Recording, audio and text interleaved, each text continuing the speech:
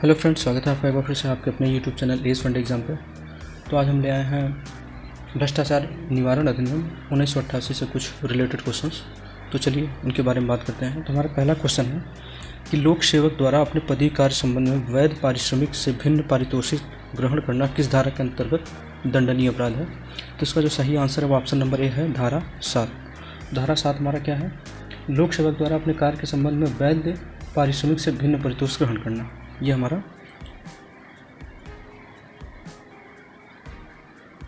धारा 7 है। ठीक है, चलिए क्वेश्चन नंबर 2 पर चलते हैं कि भ्रष्टाचार निवारण अधिनियम का विस्तार केवल उत्तर प्रदेश में है, केवल उत्तर प्रदेश और उत्तराखंड में है, जम्मू कश्मीर राज्य के अतिरिक्त संपूर्ण भारत में, केवल जम्मू कश्मीर। तो इसका जो सही आंसर ऑप्शन नंबर सी है कि जम्मू कश्मीर राज्य के अतिरिक्त संपूर्ण भारत में। ऑप्शन नंबर सी करेक्ट है। क्वेश्चन नंबर 3 पर चलते हैं कि भ्रष्टाचार निवारण अधिनियम 1988 के अंतर्गत लोक सेवक शब्द किस धारा में परिभाषित है। तो इसका जो सही आंसर है आपका ऑप्शन नंबर ए, धारा 2 स में। धारा 2 में आपका क्या है? परिभाषाएं हैं। ठीक है, परिभाषा, तो उसके अंतर्गत इसको परिभाषित किया गया है। क्वेश्चन नंबर 4 है कि इस अधिनियम के अंतर्गत विशेष न्यायाधीशों की नियुक्ति का अधिकार धारा 3 के अनुसार किसको है। धारा 3 हमारा है विशेष न्यायाधीशों की नियुक्ति का अधिकार।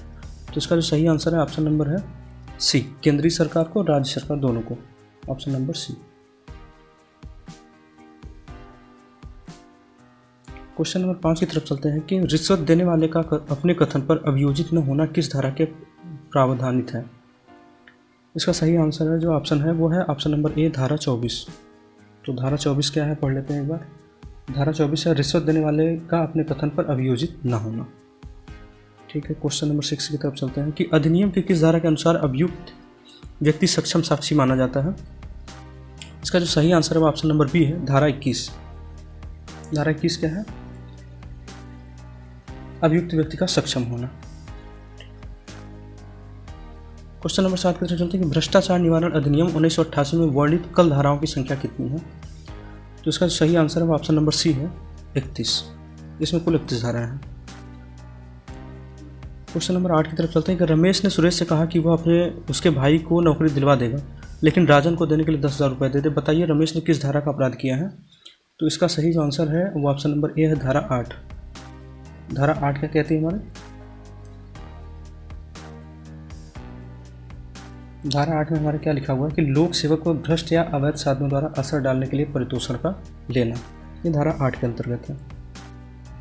क्वेश्चन नंबर 9 की तरफ चलते हैं कि कमलकांत नामक लोक सेवक रामपाल से उसके लड़के का नौकरी दिलाने के लिए 10,000 रुपये की मांग करता है। बताइए उसने किस धारा का अपराध किया है। तो इसका जो सही आंसर है ऑप्शन नंबर बी है, धारा 10। धारा 10 क्या है, पढ़ लेते हैं एक बार कि लोक सेवक द्वारा उत्प्रेरित के लिए दंड। क्वेश्चन नंबर 10 की तरफ चलते हैं कि भ्रष्टाचार निवारण अधिनियम 1988 के अंतर्गत लोक कर्तव्य शब्द किस धारा में परिभाषित है। तो इसका जो सही आंसर है ऑप्शन नंबर बी है, धारा 2 धारा 2 का ब परिभाषाओं के अंतर्गत आता है। ठीक है, तो चलिए क्वेश्चन नंबर 11 की तरफ चलते हैं अपने। भ्रष्टाचार निवारण अधिनियम 1988 कब लागू हुआ। तो इसका जो सही आंसर है वो ऑप्शन नंबर ए है, 9 सितंबर 1988 को।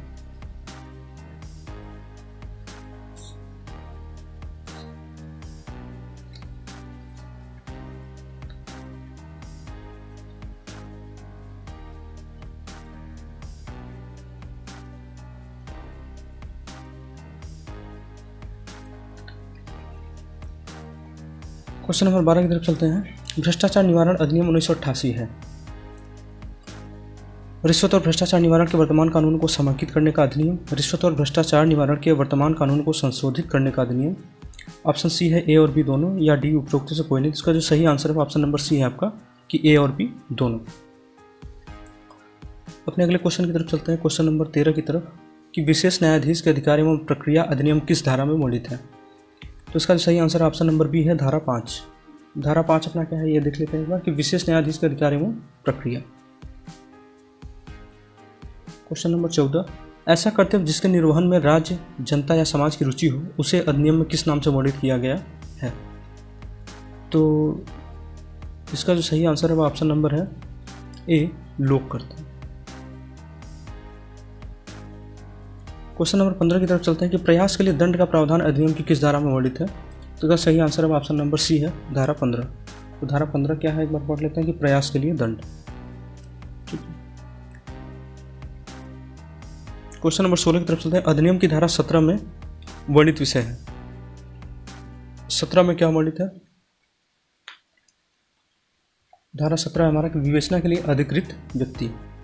तो ये है ऑप्शन नंबर डी आपका सही, विवेचना के लिए अधिकृत व्यक्ति। चलिए क्वेश्चन नंबर 17 की तरफ चलते हैं कि मिलिट्री, जल सेना तथा वायुसेना अथवा अन्य विधि का प्रभावित न होना अधिनियम की किस धारा में वर्णित है। तो धारा 25 है आपका कि मिलिट्री, जल सेना और वायुसेना अथवा अन्य विधि का प्रभावित न होना, ये धारा 25 के अंतर्गत आता है। ऑप्शन नंबर बी आपका जो है वो सही है। क्वेश्चन नंबर 18 की तरफ चलते हैं कि अधिनियम के नाम तथा विस्तार का उल्लेख अधिनियम की किस धारा में किया गया है। क्वेश्चन नंबर 18 और लास्ट है आपका कि यह है आपका धारा नंबर 1, संक्षिप्त नाम और विस्तार धारा 1 के अंतर्गत आता है। तो ठीक है दोस्तों, आज के लिए बस इतना ही। अगले वीडियो पे मिलते हैं फिर से।